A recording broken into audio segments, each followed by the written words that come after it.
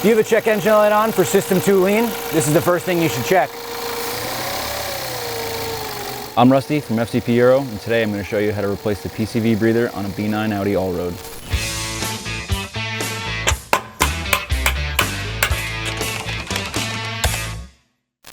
Here we have the new PCV breather as well as the new breather line, which we'll be showing you how to install in this video. This installation will pertain to all Audis equipped with the 2-liter turbo CYMC EA888 engine. The breather assembly will even apply to the Volkswagen Golf R, Audi A3, S3, Q3, A6, TT, A7, and Q5, while the breather hose will pertain to this more specific job. As you saw, I had my finger over the breather on the PCV unit installed in the vehicle, and that is because the diaphragm inside has failed. That diaphragm is what works in tune with the engine's crankcase ventilation in order to get all of those vapors from your crankcase back into the intake to be burned off. It's somewhat of an emissions thing. Some people replace them with a catch can. However, you can go ahead and replace these as a preventative maintenance or wait till they fail.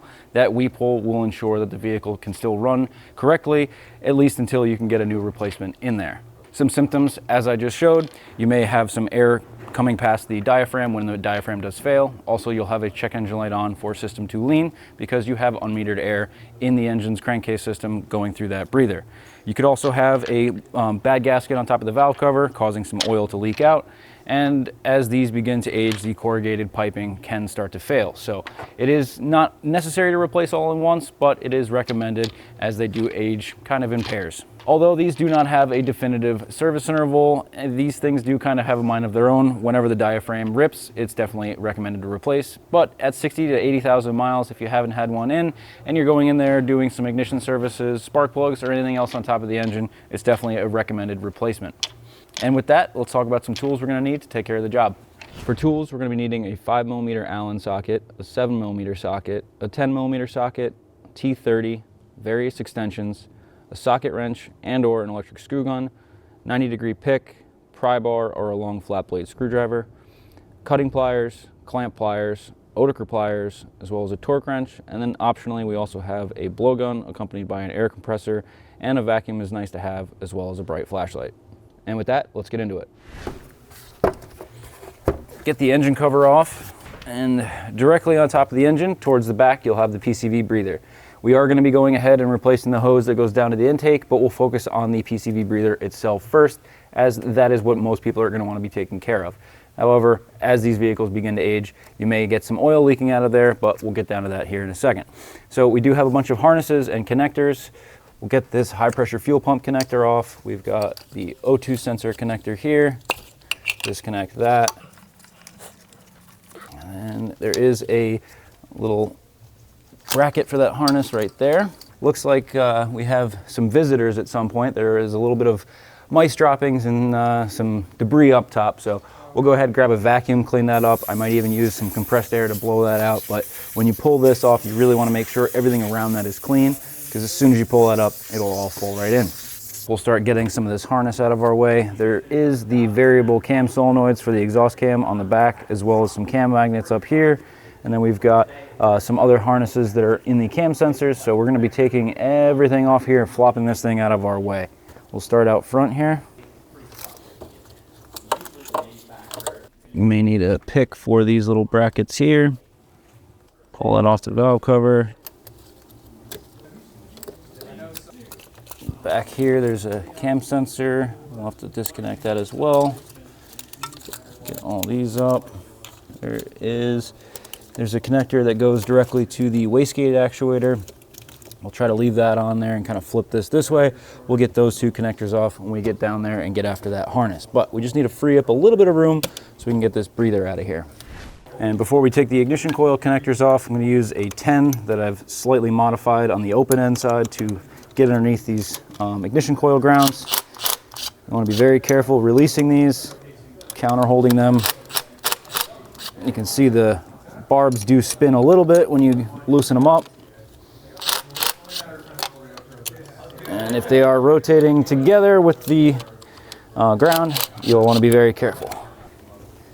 Once you get them loosened up, we can get these nuts off. Next up, we've got these red tabs in the ignition coils. Get these out of the way. Get the grounds off. May need to assist these just a little bit with a pick, pull the body off the ignition coils. And then the harness is going to have an attachment to this evap purge line. Just remove that there, and we'll flip this back and away. There is going to be a coolant line inside of here. We'll get this T30 out, push this hose back out of the way, and we'll be ready to go ahead and release the breather here. There's a T30 in the back here that's just the hold down for that line. Located directly under the line, we'll have to put a little screwdriver down here and kind of pull the line back. There is a locking tab that catches on the bottom of that, so you'll have to push on that gently just to get that out of there. A pair of cutting pliers, may come off in pieces, but we want to get the clamp off of there and then get a 90-degree pick and kind of work it around. We're going to be replacing this. Oh, I think it just cracked anyway. And looks like the barb broke anyway, so I'll have to pull that out. Luckily, we're replacing it. That barb on the end of that is pretty fragile, so be careful. If you're taking this off and just going through and doing some other maintenance, you may want to take it off of the purge line here. That's a little bit more stout than the barb on the end of that breather. Do another double take, make sure there's no leaves or debris or anything up top, and we'll go ahead and start releasing these T30 screws, holding that breather into the top of the engine. It's going to be a lot easier to get this out with these two ignition coils out of our way. With a 10 millimeter, get those studs out. Once you have all the screws out, we can kind of pry up on this thing. It's going to be a little bit stuck to the top of the engine.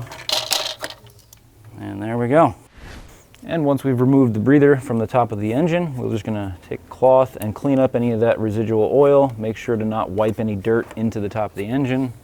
Use a clean edge of your cloth every wipe.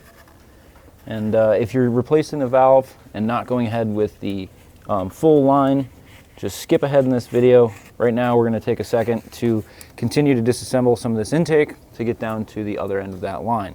So the line does connect into the top of the valve cover, into a little barb here. We've got the purge line right here that's going to be attached to that as well. There is a connector on the back of this purge valve. You can disconnect that.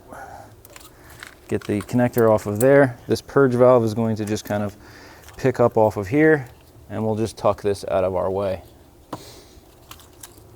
There are two connectors still down here. If you can get to it, great. If not, it might be a little bit difficult, but that is the connector on the turbocharger wastegate. So now we get a little bit more slack out of that. Next we have this little airline here. On a factory intake, you'll have a slightly different connection, but with this APR intake, we do have this little barb I have to pull out. And we'll just tuck this back this way as well. All right, I'm gonna have to pull this cowl panel up to get to the air intake panel. But first we'll have to get the hood handle off. You can use a pick, a screwdriver, a panel tool, whatever you have on hand. Just need to depress the clip in the back of here, and then I like to kind of reset it. Once we do that, pick up the panel on either side. And once you get them all undone in the front, we'll just slide it out. You'll have some T30s up front, depending on the hardware you have for your intake. Slide that out. Next up, we'll be removing the clamps on this air inlet here. It's got a 7 millimeter on these clamps. And then no matter what intake you have, the intake box will actually be held down by a series of rubber bungs that are in the body. So you'll want to take a pretty good grip on it and kind of pull it up and out. Chances are they will stay on the intake. Transfer those back to the vehicle. Get this out of our way to give us a little more room. Lucky for us, we just did a turbocharger on this car, so I have the cap that the turbo was sold with. Keep it covered, make sure the 10 millimeter socket doesn't fall in there or anything else, but next up we'll be tackling the barb on the bottom here, and we have another one of those clamps. So make sure this line is nice and loosened up. So we're gonna be tackling this clamp right here, and just open this clamp a little bit.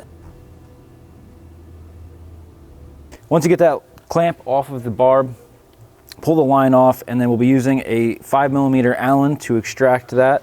There's not going to be too much room to swing the ratchet, but that should be just enough to crack that loose. And then you can go back down there and loosen it up by hand.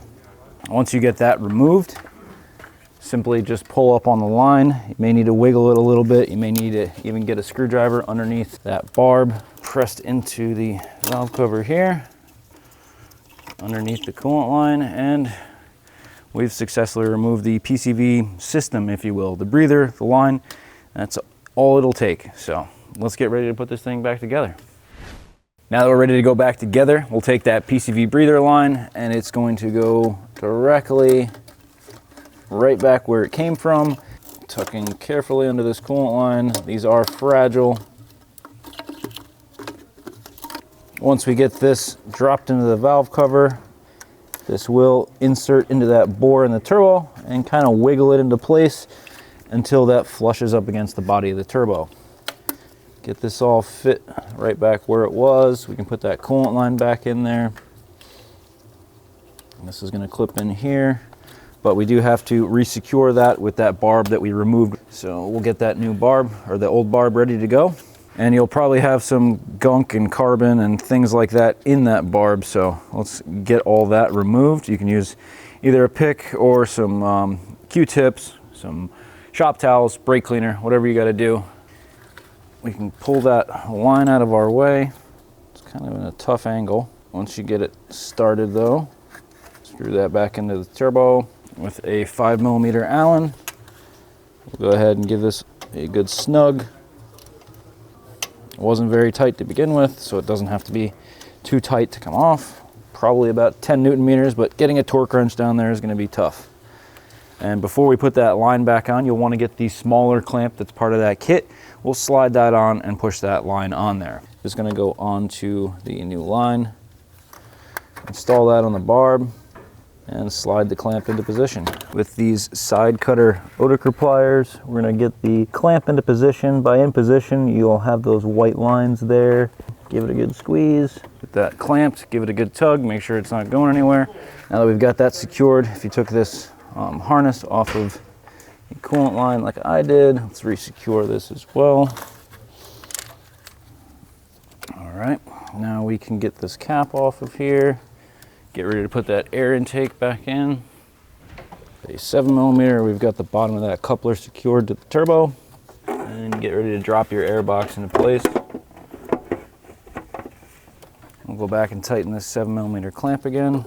This little barb is going to go into the air inlet. Before we continue on with the intake, let's get some of this harness refitted. The wastegate actuator is going to go back here and down onto the wastegate. These magnets here are going to go like that. Don't forget to engage the locks. And we'll get that air intake fitted now. I know this is not the right hardware for this intake, but the vehicle came to us with these and we don't have another intake with the right hardware. So we're just using these for the moment and we'll get it sorted later. But if you have the stock air intake, you will have these same T30 screws here. We can put that front cowl panel back on now, sliding this into place, clipping that all in. And then your hood handle will go in. Make sure the clip is in place. If that is missing, this could pop off and then you'll have to twist this in order to open the hood. It is keyed, so ensure that the keyed point lines up. Give it a couple of good tugs, make sure it is firmly, securely engaged. And let's grab that PCV valve and start putting this thing back together on top. Go ahead and pull the line back just slightly. Tuck this underneath there. Once you get that all in place, we'll slowly start to put these T30 bolts back in there. Keep in mind this Febi breather does come with a little protection for the barb. As you saw, the one that we removed was fragile, so they must know something about that. I'll leave that cap on there while we're messing around in here before we put that new vacuum line on. I'm just gonna run all these down so they're just about tight. Using a T30, we'll go back and torque all these in a specific sequence to 9 Newton meters. Starting closest to the back of the engine or the breather line, we'll start there. That'll be labeled as number 1. And we'll snug that up to 9 Newton meters first. Now moving to the side over here, We'll do this one next. This one will be number 3. Next up, number 4 is right next to that. Number 5 is up here by the breather line again. Number 6 is the one that we haven't tightened yet, up here by the engine harness. Now that we've got that secured, let's get this line reinstalled.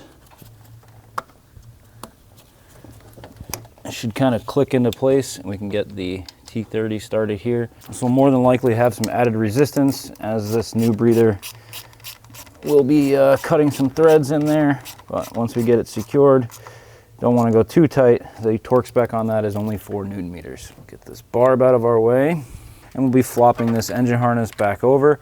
We also want to put those new the ignition coils back in place.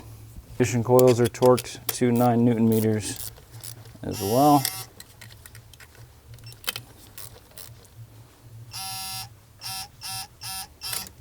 Now we can start flopping this harness back over.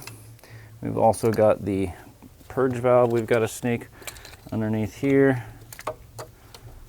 This was around the ignition coil back here. It does clip into the PCV line there, and we'll need an additional clamp to wrap that up as well. You should have 1 clamp left in that kit. Slide that over that line. Careful not to break the barb. Slide that on. Get the clamp into position. Before we clamp that, let's kind of put this in its final resting place. Put the connector on while we're here. All right, with those Oederker pliers,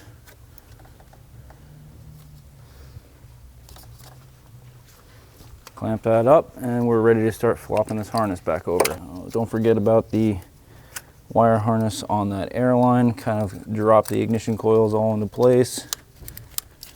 Push them all on. Don't forget the red locks, ground straps. Got a cam sensor back here. High pressure fuel pump. That's going to clip right onto the breather here. It's going to loop around to the fuel pump right there. We've got the exhaust cam actuators, connector first, gray lock tab second. When you're pushing that gray lock tab in, you really want to make sure you push the body of the connector in first. If you push the lock tab in with the connector, you'll actually engage the lock first and it'll be a little bit difficult to get that connector on. Don't forget the harness connection on top of that timing cover here. That pretty much takes care of all of those. Nothing's pinched, nothing's bound up in any way. We do have the O2 sensor connector as well, but we also need to reattach those grounds. So grab those 10mm nuts and the counter hold as well as your torque wrench in 10mm, and we'll be torquing those up to 9 Newton meters as well. Once we get that situated, pop that O2 sensor back in there. All we got to do is throw the engine cover back on. Well, that pretty much takes care of today's DIY. I hope you guys enjoyed today's video. If you did, please hit that like button. If you have any questions, comments, or concerns, drop them down in the comments section below. If you want to see more videos on this vehicle and many others like it, don't forget to subscribe because we'll have plenty more coming. I'm Rusty with FCP Aero. Thank you guys so much for watching. We'll catch you on the next one.